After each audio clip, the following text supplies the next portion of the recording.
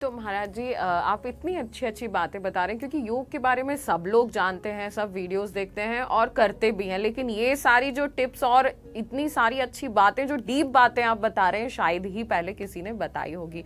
तो मेरे मन में सवाल आ रहा है, जैसे कि मैं आपके बारे में जानती हूँ, आपने अलग अलग जेलों में जाके जो कैदी होते हैं, जिन्होंने बहुत बड़े बड़े अपराध किए होते हैं, आप उनके बीच जाके बैठे, योग के माध्यम से उनकी आपने जिंदगी बदली है, और बहुत एक दो जेल भी नहीं, और आप कई जेलों में गए हैं। वो क्या एक्सपीरियंस था आपका? क्योंकि कैदियों का नाम सुनते से ही डर लगने लग जाता है, तो वो एक्सपीरियंस थोड़ा आप शेयर करिए कि कैसे आपने उनकी जिंदगी बदली। देखिए, मैं पहले जो कार्य क्षेत्र मेरा था वो हमेशा मैं बच्चों के लिए, युवा पीढ़ियों के लिए मैं कार्य करता रहा। तो अपने आश्रम में मैं हमेशा गर्मी की छुट्टियों के लिए मैं समर योगा कैंप का आयोजन करता था। तो समर योगा कैंप से पहले मैं सब पेरेंट्स को कॉल करता था कि मुझे आप अपना बच्चा 15 दिन के लिए, 1 महीने के लिए गर्मी के छुट्टियों में दे दें। अक्सर यही सुनने को मिला सारे पेरेंट्स की ओर से कि गर्मी की छुट्टियों में थाईलैंड जाना है, बैंकॉक जाना है, बच्चे घूमने जाएंगे, नानी के यहाँ जाएंगे, गांव जाएंगे, पिकनिक मनाने जाएंगे, वगैरह वगैरह वगैरह। बच्चे नहीं मुझे मिलते। तो मैं बहुत परेशान सा अपने गुरुजी के पास गया, पूछा कि अब क्या किया जाए। तो उन्होंने कहा कि तुम जाके जेल में सेवा दो।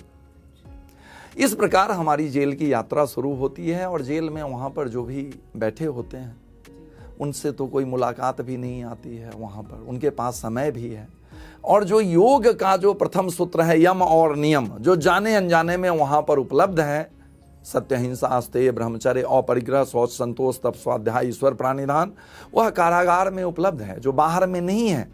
तो मुझे तो ऐसा ही माहौल चाहिए था जो जेल में उपलब्ध हुआ, और मैंने वहाँ पर कार्य करके हजारों कैदियों का जीवन रूपांतरित हुआ। और हमने जेल में कैदियों को योगाचार्य भी बनाया, बाहर निकलने पर उन्हें रोजगार। यह 100% बिहार जेल में, हरियाणा के जेलों में, उत्तराखंड के जेलों में सक्सेसफुल मॉडल रहा है कि जेल में लोग समय है तो समय का सदुपयोग करें।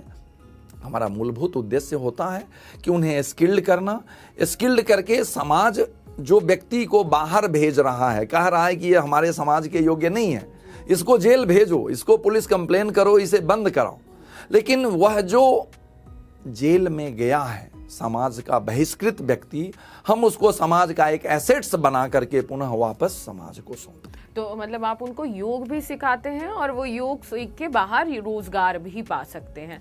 तो आप जैसे आप अलग अलग जेलों में गए, अलग अलग कैदियों से मिले, तो कुछ कैदी है जैसे आपके पास आए कि हमारे जीवन में योग से बदलाव हुआ है, आपने जो सिखाया उससे हम बदले हैं, या कुछ अपनी परेशानी उन्होंने आपसे शेयर की? इनकी संख्या हजारों में है जिनका जीवन बदला। यदि यह सत्य घटना है कि डाकू रत्नाकर का नारद जी से रूपांतरण हुआ और वह डाकू से साधु बने, यह सत्य घटना है।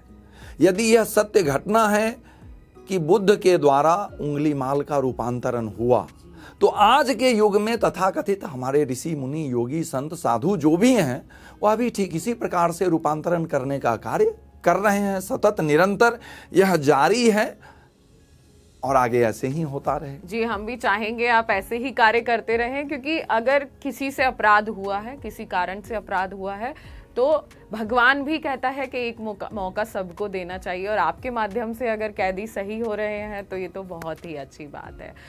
अब मेरा अगला सवाल यही रहेगा, वापस हम योग पे आते हैं कि योग करने के लिए अभी तक किसी को शायद ये बात नहीं पता है कि क्या कोई एज होती है? ऐसा है कि बच्चा योग नहीं कर सकता, या बूढ़ा योग नहीं कर सकता, या इसी उम्र का व्यक्ति ही योग कर सकता है, ऐसा कुछ? 9 वर्ष की उम्र के पश्चात प्रत्येक व्यक्ति योग कर सकते हैं।